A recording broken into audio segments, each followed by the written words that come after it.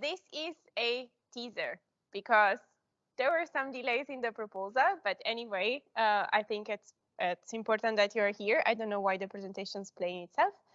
But yeah, so coming up very soon to the Eclipse world as this project. Yes, thanks for the warm introduction. And yes.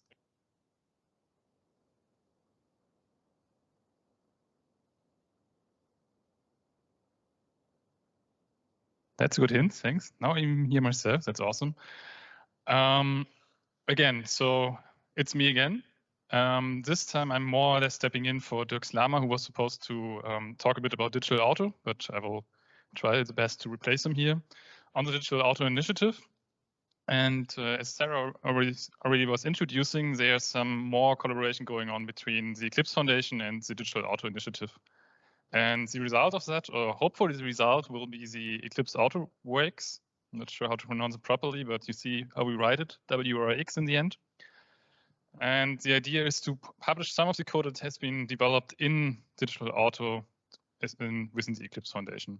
So in the next couple of minutes, I will talk a bit about what Digital Auto is actually doing, where it is coming from, and also what kinds of code or what pieces to expect in this proposed project. One small hint about the name, it's just a proposal, so there's subject to change that if you have any trademark issues or similar topics. But for now, this is the name of the proposal. So Digital Auto, I would say for the SDV in general, we have two things that we want to combine. So many people in the room, I would say, are really familiar with the physical experience, like the acceleration, how is my car driving, the driving behavior, the really physical aspects of driving, while driving is a really physical experience. But at the same time, and this is where the software is coming in, we also want to provide a digital experience on top of that or next to it.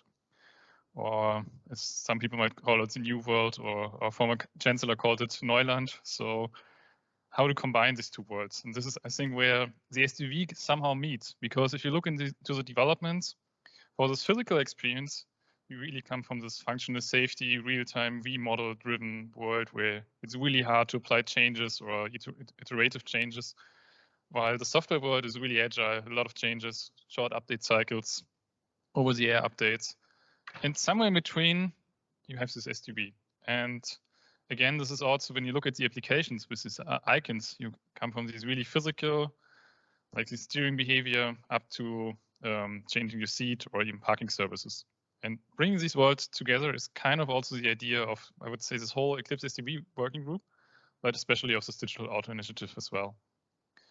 And to navigate through this uncharted territory, I would say this is kind of an overview of how you could perceive the development cycle. So you really start with the ideation and need to do some prototyping, some simulation, the requirements validation, prioritization. But on this whole process, you do not want to do it on your own. You do not want to just do it between hidden walls or hidden in your basement, but you actually want to get customer feedback as soon as possible to also create actual customer value also as soon as possible. And for this, especially to get this customer feedback, but also this really fast prototyping, Digital Auto is coming up with the so-called playground. So in the playground, you might have seen it in some of the previous presentations at other community days. This is also the part that Digital Auto is planning to contribute, because here all the topics like ideation, prototyping, also simulation, but again, UX testing and value analysis, prioritization. So actually figuring out, does this have an impact on the market? Are people interested in this idea? This is the idea of the playground. And obviously I could talk now for another 10 minutes what we want to do, or I could just show you what we're doing. Because the code is already available in the sense that you can try out a running instance. It's available if you go to playground.digital.auto. And it's free to use, and it's really this platform, which is also the base of this Eclipse AutoWorks project. And I hope this is the other presentation, that there was a video in there. We edited the presentation before, and there's no video. Maybe it's the other. It's a PDF slide deck, not the PPT. I see.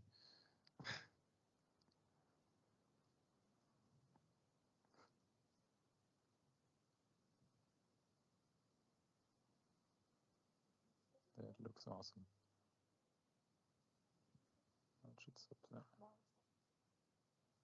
Does it? Yeah. So what I'm doing here is I just did what you should do afterwards. It's opening this website and it's opening the site, and you can already see we have the vehicle API catalog. So in case you want to get started with the application, you can actually see what are the APIs or the signals that I can develop against. So I can choose one of the vehicles. So we have some test vehicles here. I will go for the Acme car. And then you can scroll through the vehicle APIs. So these are all the different APIs or signals in VSS that are available. You can also do some searching for a specific signal. So for instance, we want to do something with the vehicle body. So now all the signals at the body or around the body are available here. So we can check whether our rear trunk is open and get more information about the signal. For instance, that it's a Boolean value. We get also the information that, the description that we had in VSS, and also where you can find the signal in the specification. Another cool feature, in case you have like a really specific application in mind, and you feel like, wait, my signal is not available in the standard tree. You can do some kind of wish list. So you can propose another signal, and all the signals that you see now with this W are actually on the wish list. So these are not part of the official VSS standard tree, but this could be a good starting point to actually integrate them in this tree, because you want to raise the awareness that this feature might be missing to create your specific application.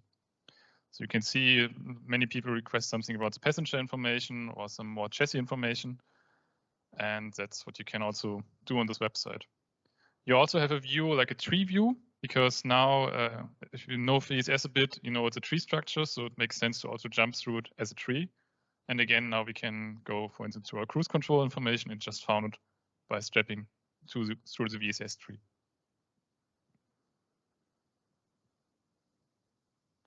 So once you figured out all these signals that are relevant for your use case or your application, you can actually come up with your very own prototype. I won't take the time to create our own prototype from scratch because it will take a while, but reuse the so-called passenger welcome. So the idea here is you can also see in the customer journey here that once a passenger is approaching the car is doing some special actions to welcome the passenger. So the lights are turning on, the seat is moving, the door is moving.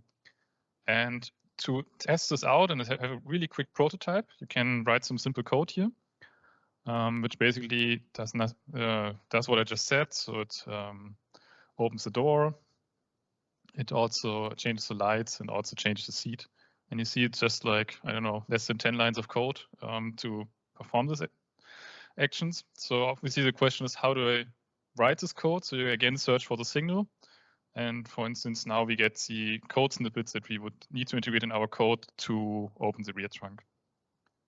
So once you have this code, you can go to a dashboard, which is also part of this website. And here in the dashboard, we see some simulations of the different actuators. In this case, the actuators obviously that are interesting for us. So the door, the lights, and the seat. And if I press run, I did it on the right-hand side, we see that the script is actually executed. So the door is opening, lights turn on, and surprise, the seat is moving as well. So obviously, if you do this dashboard, it's not always a door.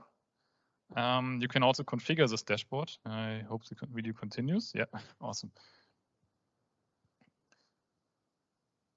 Yeah, and you can also provide feedback. So this is another thing. Once you have this application available, people can try this out. So it's not just the developers seeing this, but maybe even end users, and that's their feedback saying, yeah, I like this, or I don't even care about this, don't build this. I won't buy any car if this is in there.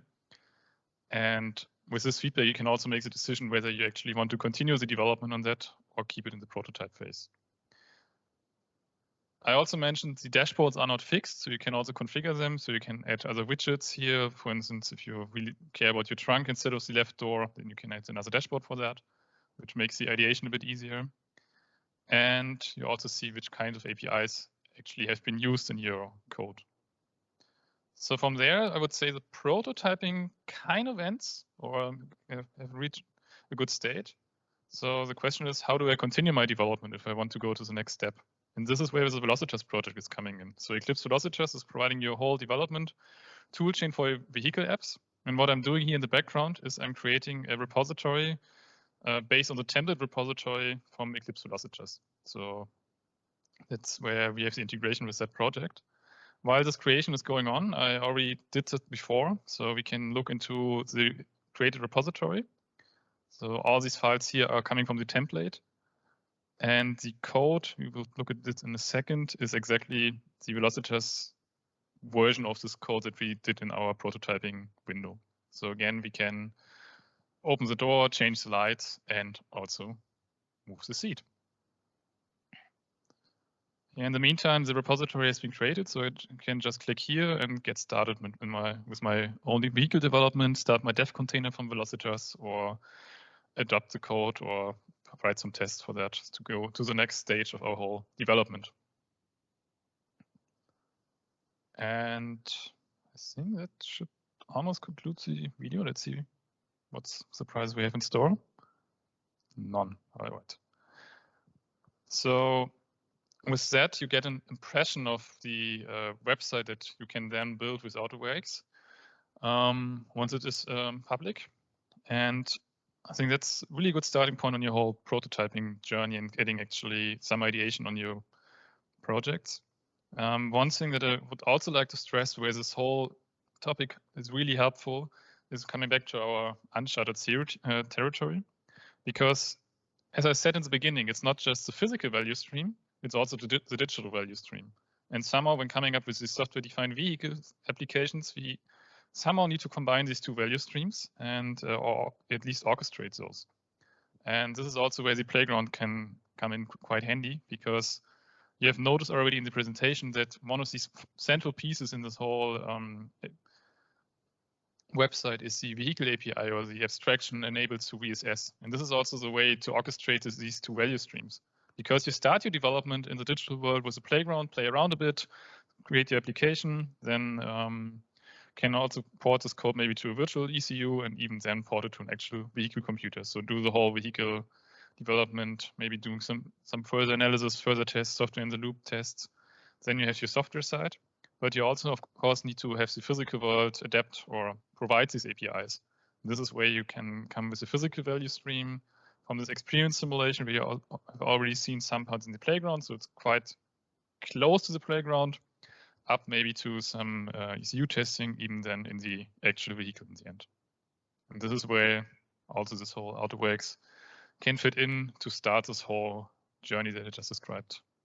So with that, I'm done with the initial presentation of the scope and look forward to any questions or discussion points you have or may have.